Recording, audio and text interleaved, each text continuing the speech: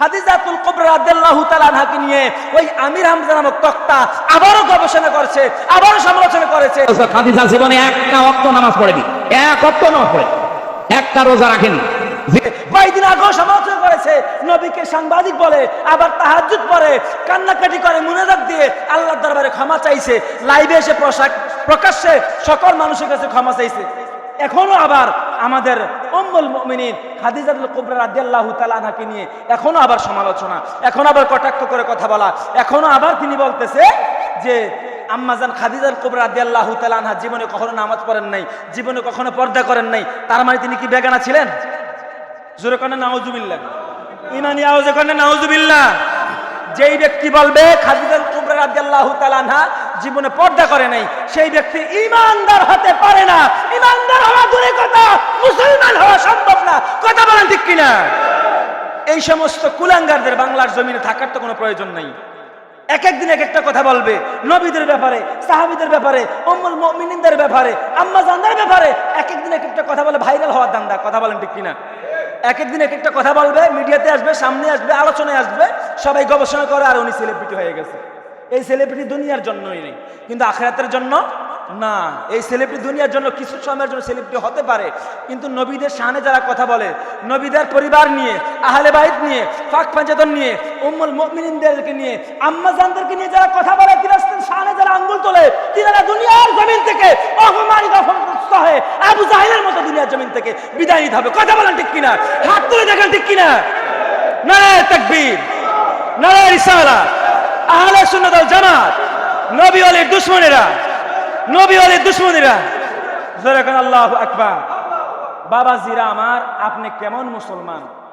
ভিতরে যদি নবীর প্রেম না থাকে, আহলে বাইতের প্রেম না থাকে, নবীর মুহাব্বত না থাকে, উম্মুল মুমিনিন যারা, জিনাদেরকে স্বয়ং আল্লাহ পাক ঘোষণা দিয়েছেন কোরআন আয়াতে, ইন্নামা ইউরিদুল্লাহু লিইউযহিবা আনকুমুর রিজসা আহলাল বাইত আহলাল বাইত ওয়া ইউতাহহিরুকুম তাতহীরা।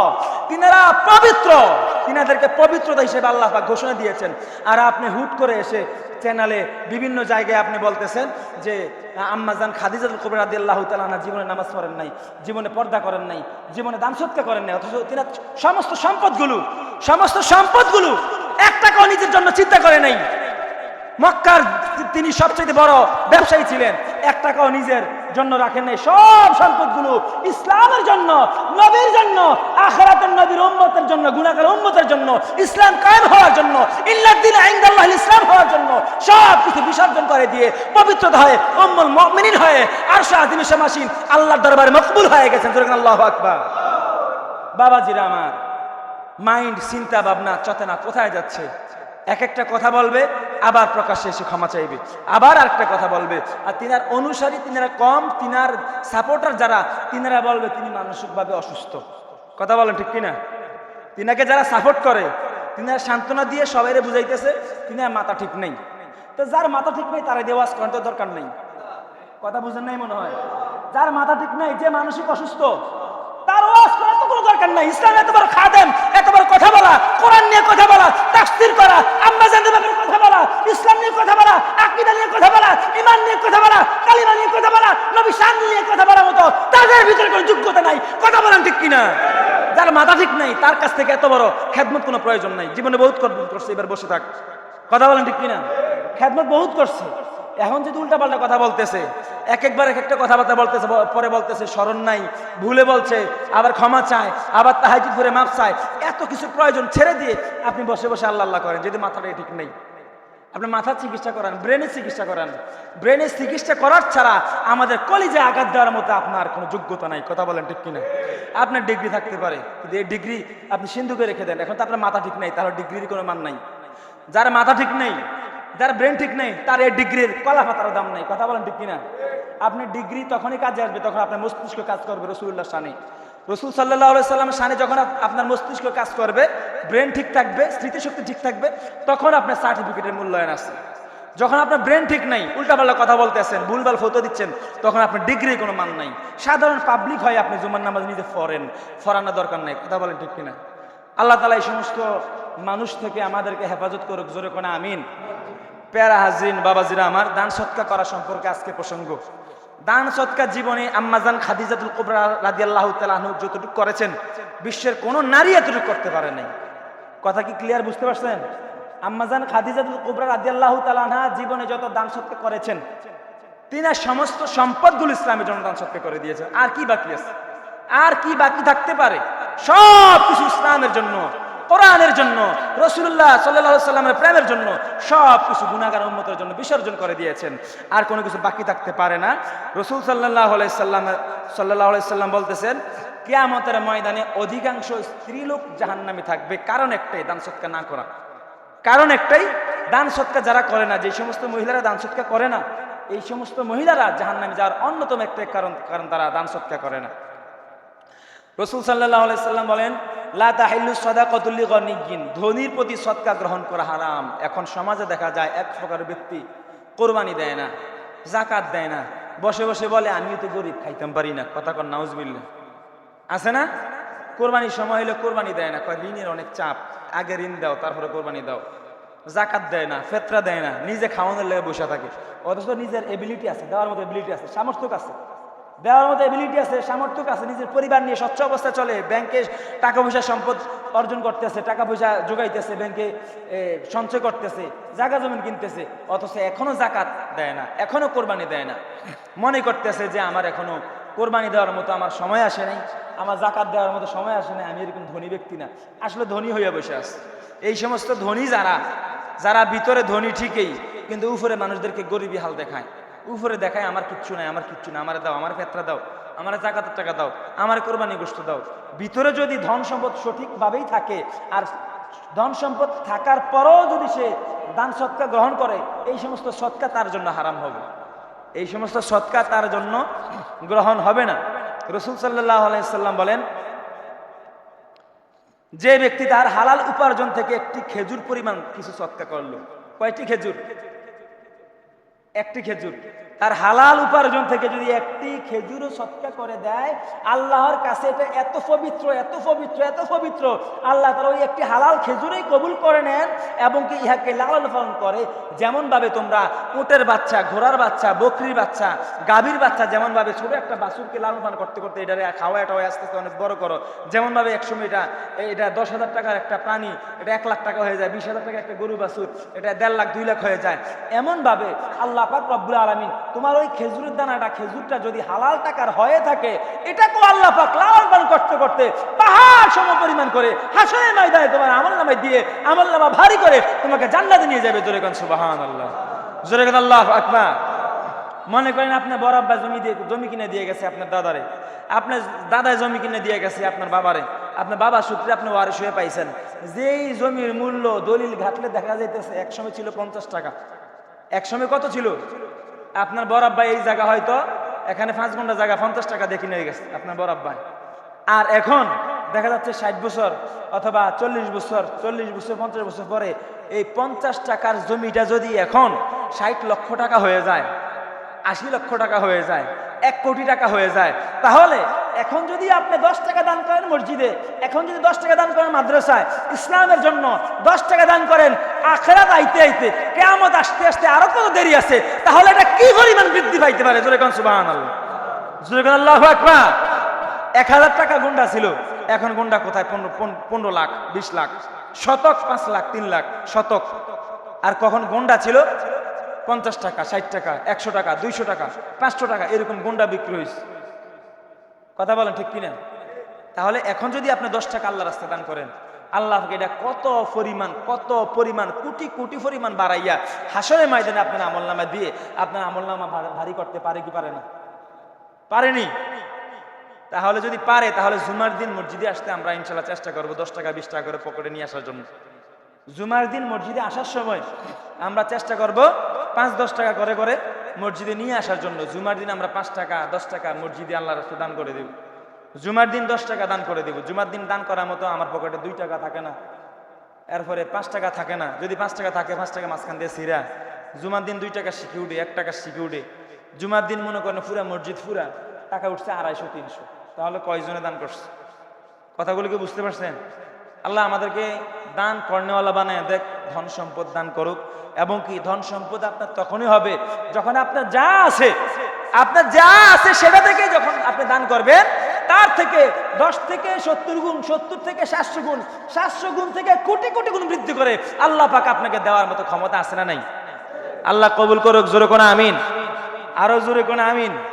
বাবাজিরা আমার, যারা সম্পদ উপার্জন করে, বকশজাত করে, যাকাত দেয় না, যাকাত আদায় না করার কারণে আল্লাহ পাক রব্বুল আলামিন বলতেছে, হে রাসূল আপনি ভীষণ আযাবের সুসংবাদ দেন। যে জায়গা হওয়ার কথা দুঃসংবাদ, এই জায়গাতে লেখছে সুসংবাদ দেন। কারণ তারা দুনিয়ার জমির ধন সম্পদ থাকার পরও তারা যাকাত দেয় না, ফিতরা দেয় না। যাকাত না দেওয়ার কারণে তাদেরকে সংবাদটা শোনায় দেন, কিয়ামতের দিন ওই সকল স্বর্ণরূপা, যেই সকল স্বর্ণরূপা ভরিয়ে ভরিয়ে এক একজনের ঘরে 3 ভরি, 4 ভরি, 5 ভরি করে স্বর্ণরূপা, কিন্তু বক্সা ময়দানে ওই যেই ব্যক্তির ধন সম্পদশালী ছিল, দুনিয়ার জমিনে ধনাঢ্য ব্যক্তি ছিল, এই ধনী ব্যক্তির গলার মধ্যে জড়ায়া দেওয়া হইবে। এই ধনী ব্যক্তির গল দেশে জড়ায়া থাকবে এবং সাতগুলো বলবে, নাও নাও, তার সাত গ্রহণ করো। দুনিয়ার জমিনে আমাকে বক্সজাত করে রাখতা, দুনিয়ার জমিনে আমাকে গোলাগঞ্জি করে রাখছো, সিন্ধুকে ভরে রাখছো, সম্পদশীল ছিলা, দুনিয়ার জমিনে তুমি যাকাত আদায় না করার কারণে আজকে আমরা সাপে পরিণত হইয়া তোমাকে শাস্তি দেওয়ার জন্য প্রস্তুত। রাসূল সাল্লাল্লাহু আলাইহি সাল্লাম বলেন, মা তালিফা মালুন ফি বাররিন ওয়ালা বাহরিন ওয়ালা বাহরিন ইল্লা বিহাবসিজ যাকাত। রাসূল সাল্লাল্লাহু আলাইহি সাল্লাম বলেন, হে মুমিনগণ, জলভাগে এবং স্থলভাগে যেই আযাব গজব হয়, এই আযাব গজবের একটাই কারণ, তোমরা যাকাত বন্ধ করে দিয়েছ। শুধুমাত্র যাকাত বন্ধ করার কারণেই হইয়া থাকে। যাকাত যদি তোমরা বন্ধ করে দাও, তাহলে তোমাদের জলে এবং স্থলে যা কিছু রয়েছে, যত সম্পদ রয়েছে, এই সম্পদগুলো তোমাদের ধীরে ধীরে ধ্বংস হয়ে যাইবে। রাসূল সাল্লাল্লাহু আলাইহি সাল্লাম বলেন, মা মানাআ কওমুনিজ যাকাত আয-যাকাতা ইল্লা হাবাসাল্লাহু আনহুমুল মাতার, রাওয়াহু তাবরানী। রাসূল সাল্লাল্লাহু আলাইহি সাল্লাম বলেন, কোন সম্প্রদায় যখন যাকাত বন্ধ করে দেয়, আল্লাহ পাক রব্বুল আলামিন রাগান্বিত হয়ে যায়, অসন্তুষ্ট হয়ে যায়। আল্লাহ পাক রব্বুল আলামিন রাগান্বিত হইয়া আল্লাহর রহমতের বৃষ্টি বন্ধ করে দেন। এই জন্য আল্লাহ পাক রব্বুল আলামিন বলেন, আমি যখন কোন সম্প্রদায়ের উপরে খুশি হয়ে যাই, দুনিয়ার বাসীর উপরে যখন আমি সন্তুষ্ট হয়ে যাই, তখন সর্বপ্রথম রহমতের বৃষ্টি দ্বারা তাদেরকে ধন্য করে দেই। বলেন সুবহানাল্লাহ। আল্লাহ খুশি হইলে রহমতের বৃষ্টি দেন। আর যদি বৃষ্টি বন্ধ হয়ে থাকে, বৃষ্টির কারণে যদি ফসলাদি নষ্ট হয়, বৃষ্টির কারণে যদি মানুষ ক্ষতিগ্রস্ত হয়, গবাদি পশু ক্ষতিগ্রস্ত হয়, মানুষ ক্ষতিগ্রস্ত হয়, তাহলে বোঝা গেল তারা যাকাত বন্ধ করে দিয়েছে, যার জন্য আল্লাহ পাক অসন্তুষ্ট হইয়া রহমতের বৃষ্টি বন্ধ করে দিয়েছে। রাসূল সাল্লাল্লাহু আলাইহি সাল্লাম বলেন, ও দুনিয়ার মানুষেরা, যখন তোমাদের নেতাগণ ধর্মভীরু হইবেন, তোমাদের ধনীগণ দানশীল হইবেন এবং তোমাদের কাজকর্ম পরস্পরের সঙ্গে পরামর্শ সহকারে তোমরা করবা।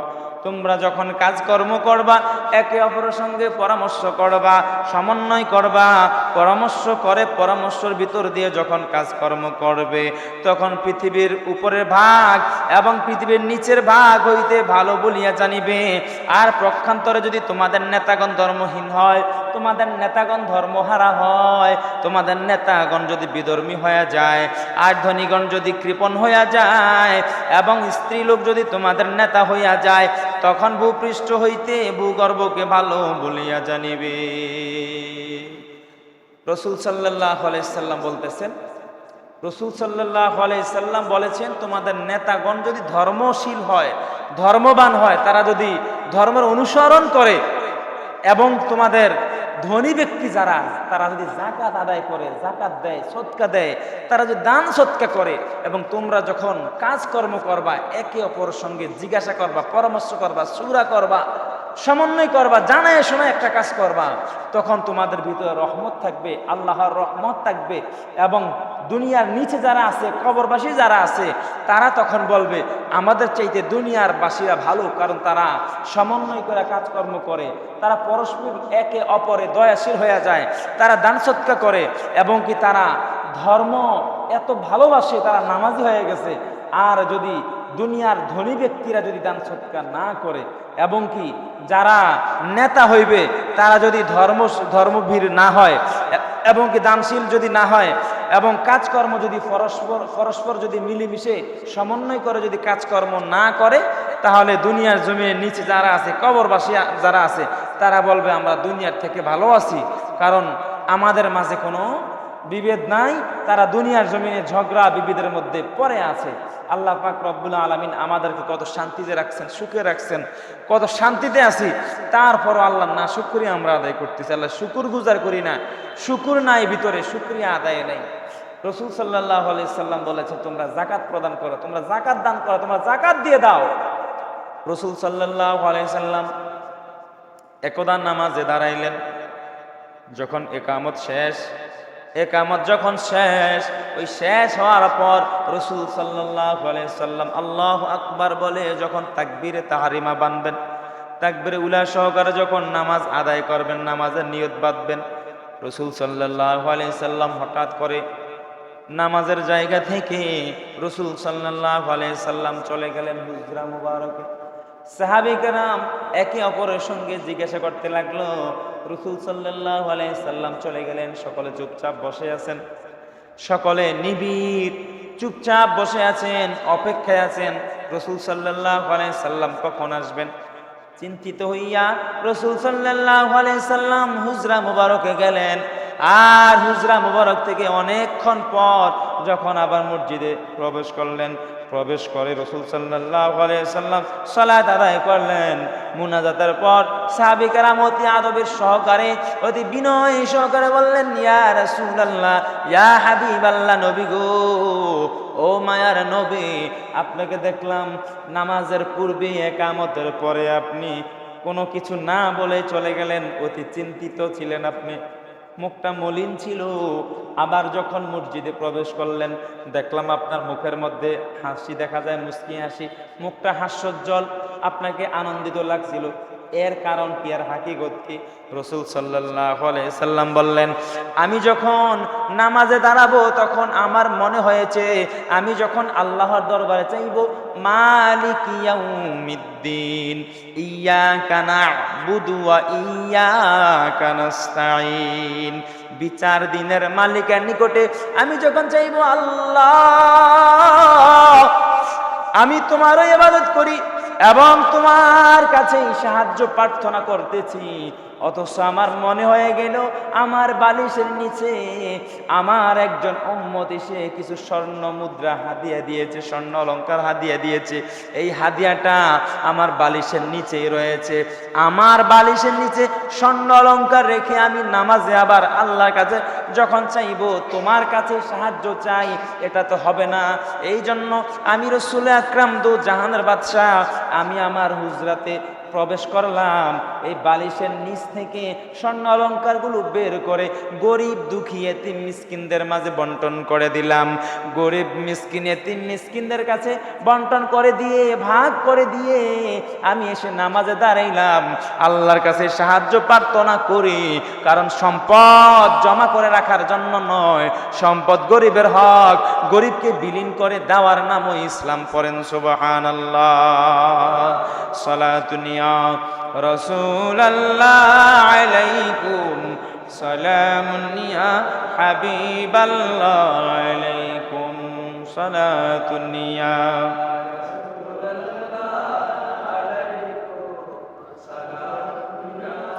হাবিবাল্লাহ আলাইকুম, খুদায়ে খুদ খুরিদায়ে মুহাম্মদ, खुदा मिलता बाज़ारे मोहम्मद, सलातुनिया रसूल अल्लाह अलैकुम, सलामुनिया हबीब अल्लाह अलैकुम, सलातुनिया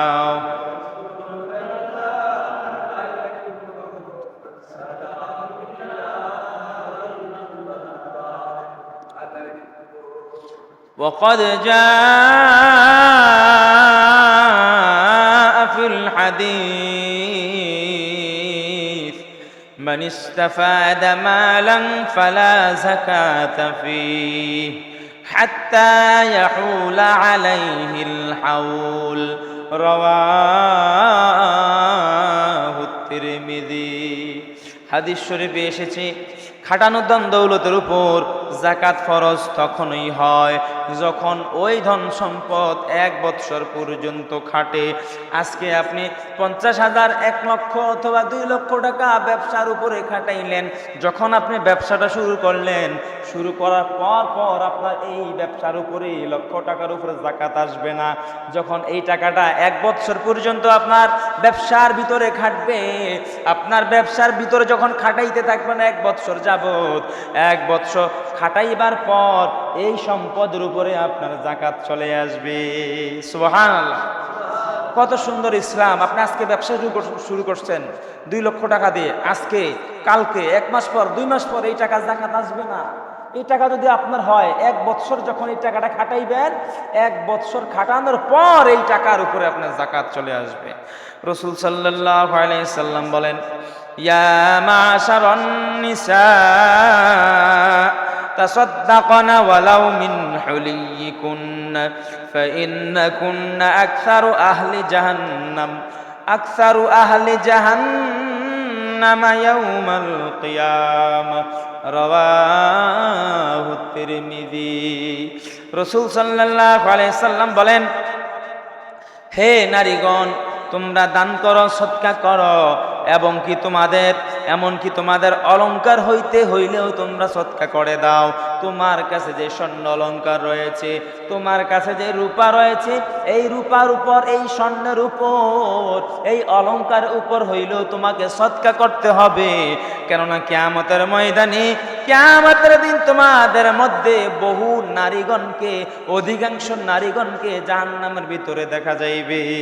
অধিকাংশ নারীরাই জাহান্নামী হয়ে যাইবে। অধিকাংশ নারীরাই দান করতে চায় না, অধিকাংশ নারীরাই সদকা করতে চায় না।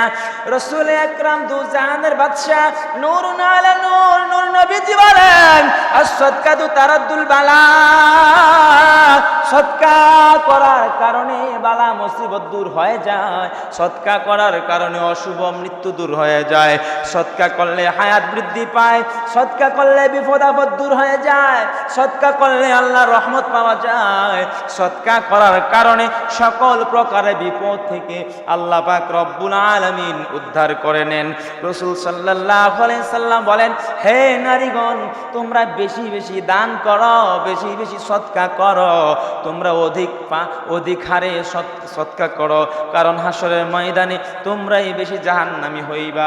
এই জন্য রাসূল সাল্লাল্লাহু আলাইহি সাল্লামের জীবনে যখন সংকট অবস্থায় চলে, ইসলামের যখন আর্থিক সংকট ছিল, ওই আর্থিক সংকট অবস্থায় ইসলামের শুরুর লগ্নে প্রথম অবস্থায় আম্মাজান খাদিজাতুল কুবরা রাদিয়াল্লাহু তাআলা আনহা রাসূল সাল্লাল্লাহু আলাইহি সাল্লামের প্রেমে পাগল হয়ে, রাসূল সাল্লাল্লাহু আলাইহি সাল্লামের আদর্শে আদর্শিত হয়ে, ইসলামকে ভালোবেসে, আল্লাহকে ভালোবেসে আম্মাজান খাদিজাতুল কুবরা রাদিয়াল্লাহু তাআলা আনহা তিনার জীবনের সমস্ত সম্পদ, সমস্ত অর্থ সম্পদগুলো, টাকা কড়িগুলো রাসূল সাল্লাল্লাহু আলাইহি সাল্লামের প্রতি মুগ্ধ হয়ে এক আল্লাহর গোলামি করার জন্য, আল্লাহর প্রেমে পাগল হয়ে, রাসূলের প্রেমে দেওয়ানা হয়ে, রাসূলের খাদেমা হওয়ার জন্য, রাসূলের খাদেমা হওয়ার জন্য আম্মাজান খাদিজাতুল কুবরা রাদিয়াল্লাহু তাআলা আনহা তিনার জীবনের সমস্ত ধন সম্পদগুলো রাসূল সাল্লাল্লাহু আলাইহি সাল্লামের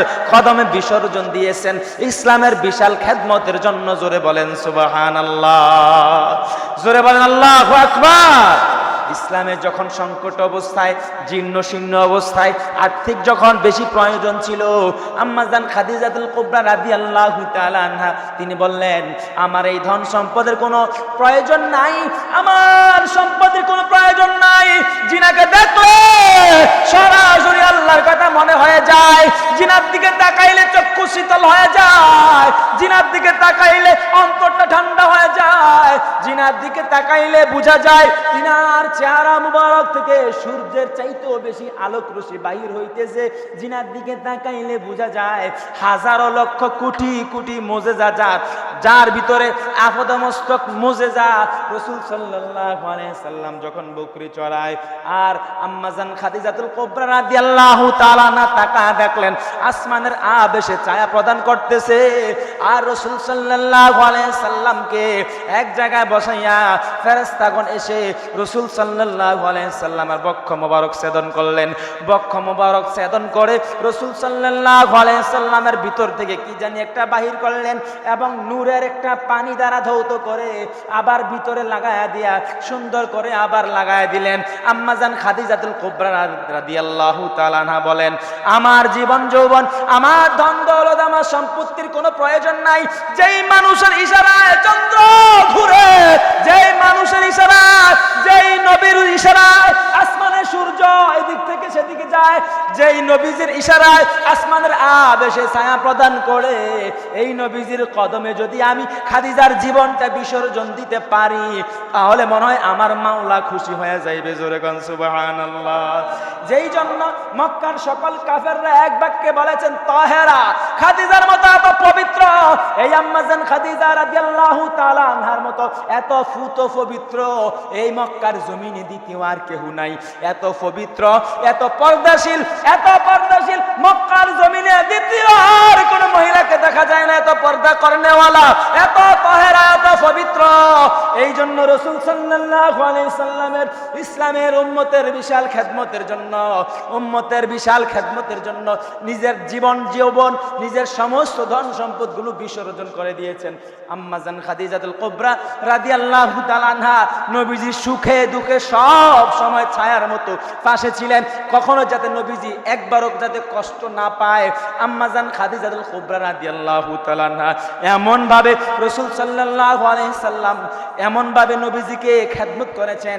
আম্মাজান খাদিজাতুল কুবরা রাদিয়াল্লাহু তাআলা আনহা পৃথিবীর জমিনে যত দিন যত ঘন্টা বেঁচে ছিল রাসূল সাল্লাল্লাহু আলাইহি সাল্লাম দ্বিতীয় বিবাহ করেন নাই। জোরে কোন সুবহানাল্লাহ, জোরে কোন আল্লাহু আকবার। 25 বছরের বয়স রাসূল সাল্লাল্লাহু আলাইহি সাল্লামের, আর আম্মাজান খাদিজাতুল কুবরা রাদিয়াল্লাহু তাআলা আনহার বয়স তখন 40। 25 বছরের বয়স রাসূল সাল্লাল্লাহু আলাইহি সাল্লামের, আর আম্মাজান খাদিজাতুল কুবরা রাদিয়াল্লাহু তাআলা আনহার বয়স তখন 40। আল্লাহর হুকুমে, আল্লাহর ইঙ্গিত পাইয়া ইসলামের খেদমতের জন্য, আর্থিক প্রয়োজন ইসলামের, ইসলাম প্রচার করার জন্য আল্লাহর হুকুমে আম্মাজান খাদিজাতুল কুবরা রাদিয়াল্লাহু তাআলা আনহাকে খাদেমা হিসেবে, স্ত্রী হিসেবে গ্রহণ করেছেন। জোরে কোন আল্লাহু আকবার। নবীজি কোনো নফসের খায়েশে নয়, নিজের সুখ শান্তির জন্য নয়। সাধারণত দেখা যায় 40 বছরের একজন মহিলাকে, 40 বছর বয়সের একজন নারীকে কেউ বিবাহ করতে চাইবে? কেউ বিবাহ করতে চায় না। কিন্তু রাসূল সাল্লাল্লাহু আলাইহি সাল্লামের প্রত্যেকটা বিবাহই ছিল স্বয়ং আল্লাহর পক্ষ থেকে। জোরে কোন সুবহানাল্লাহ। ইসলামের খেদমতে যখন যেটা প্রয়োজন ছিল, ইসলামের খেদমতে যখন যেই কাজটা দরকার ছিল, যখন যেখানে বিবাহ করা প্রয়োজন ছিল, যখন যেখানে যেভাবে ইসলামের খেদমত করা দরকার, সেভাবেই আল্লাহর হুকুমেই সরাসরি রাসূল সাল্লাল্লাহু আলাইহি সাল্লাম 63 বছরের জীবন যাপন করেছেন। নিজের সুখের কথা কখনোই চিন্তা করেন নাই। চিন্তা একটাই ছিল, আমার গুনাহগার উম্মতকে কিভাবে পার করা যায়। জোরে কোন আল্লাহু আকবার। রাসূল সাল্লাল্লাহু আলাইহি সাল্লামের ফুতু পবিত্রতা, জিনার সম্পর্কে স্বয়ং আল্লাহ পাক রব্বুল আলামিন বলেন, ইন্নামা ইউরিদুল্লাহু লিইউযহিবা আনকুমুর রিজসা আহলাল বাইত। হে রাসূল, আমি আপনার সমস্ত পরিবারবর্গকে, সমস্ত আহলিয়াদেরকে, সমস্ত পরিবারদেরকে, আমি আল্লাহ যেমন পবিত্র, আপনি রাসূল যেমন পবিত্র, আমি আপনার পরিবারদেরকে তেমন পবিত্র রাখলাম। জোরে কোন সুবহানাল্লাহ। আহলে বাইতদেরকে স্বয়ং আল্লাহ পবিত্র রেখেছেন। কে রেখেছেন? আল্লাহ তাআলা পবিত্র রেখেছেন। রাসূল সাল্লাল্লাহু আলাইহি সাল্লামের একজন পবিত্র, একজন তাহেরা, একজন জান্নাতি, একজন পর্দাশীল, একজন এমন রাসূল সাল্লাল্লাহু আলাইহি সাল্লামের খাদেমা উম্মুল মুমিনিন, আমাদের মতো গুনাহগারদের মা জননী, আমাদের মতো গুনাহগারদের মা জননী উম্মুল মুমিনিন, সকল মুমিনদের মা এই আমাদের মুমিনদের মাকে নিয়ে, উম্মুল মুমিনিনদেরকে নিয়ে রাসূল সাল্লাল্লাহু আলাইহি সাল্লামের জীবনে শ্রেষ্ঠ সঙ্গী হিসেবে যে উপাধি পেয়েছে, কাফেররা বলেছে তহেরা, খাদিজাতুল কুবরা রাদিয়াল্লাহু তাআলা আনহা, তিনাকে নিয়ে একজন মন্তব্য করতেছে তিনি নাকি জীবনও নামাজ পড়েন নাই, জোরে কোন নাউজুবিল্লাহ।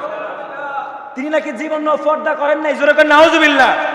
তিনি নাকি জীবনও যাকাত দেয় নাই, জোরে কোন নাউজুবিল্লাহ। অথচ তিনার জীবনের সমস্ত সম্পদ পাই টু পাই রাসূল আকরামের কদমে কুরবান করে দিয়ে ইসলাম ধর্ম গ্রহণ করে পবিত্রতা হয়েছে এবং কি আল্লাহ পাক রব্বুল আলামিন দরবারে আরশে মুআল্লায় কবুল করেছে। সেই উম্মুল মুমিনিন